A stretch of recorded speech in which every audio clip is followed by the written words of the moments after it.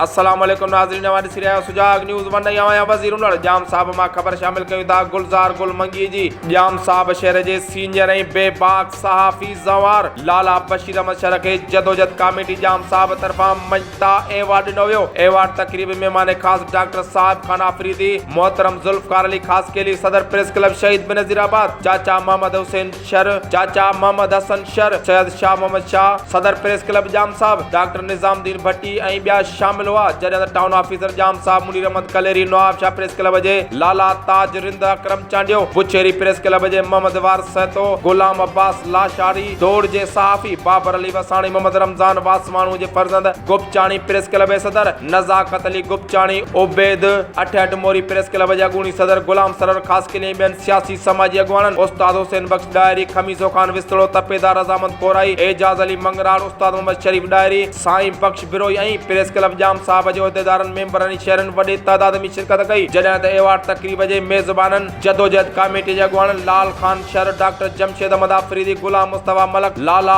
इरशाद Pathan, Naseer sir, Abdul जमार मुश्की, सूफी Juman Shah, Ghulam Mustafa sir, Ali गुलमरी, उस्ताद ज़ोएब अली मला, माजिद जट जाम, माशूक sir ऐं ॿियनि पारां आयल महिमाननि खे सिंध जी सुखड़ी, अजर कुंजा, तोहफ़ा पिणु पेश कया विया ऐं पंहिंजे ख़्यालनि जो इज़हार कयो। उन मौक़े ते ज़ुल्फ़कार अली ख़ासकेली, लाल खान शर, सैयद शाह मोहम्मद शाह, गुलाम सरवर ख़ासकेली ॿियनि ॻाल्हाईंदे चयो त सहाफ़त पैगंबरी पेशो आहे। हिन पेशे सां मुख़लिस रहण ऐं सहाफ़त जे कलम जी लज रखण करे मुआशिरे में इज़त कमाए सघिजे थी ऐं मज़लूम आवाम जे आवाज़ खे बहितर तरीक़े सां ऐवाननि ताईं पहुचाए ऐं ज़ालिम सां अखियूं में मिलाए। पंहिंजे सहाफ़ती पेशे जो ॻाट ऊचो कंदड़ सहाफ़ी बशीर अहमद शर खे पंहिंजे महिनतुनि जे करे बहितरीन मजता एवार्ड मिलियो आहे ऐं उहो जेको जाम साहब जदोजहद कमेटी सहाफ़ी खे एवार्ड ॾिनो आहे, उहा जाम साहब प्रेस क्लब जी कामयाबी आहे, जेके हक़ सच लिखण खां नथा कीबाइन ऐं उन्हनि साबित कयो आहे त जाम साहब प्रेस क्लब जा सहाफ़ी पंहिंजे कलमी पोरे सां ग़रीब आवाम जो सहारो आहिनि ऐं ज़ालिम जा न पर मज़लूम जा साथारी आहिनि। ऐं हिननि वधीक जो त जेको बि ग़रीब आवाम जो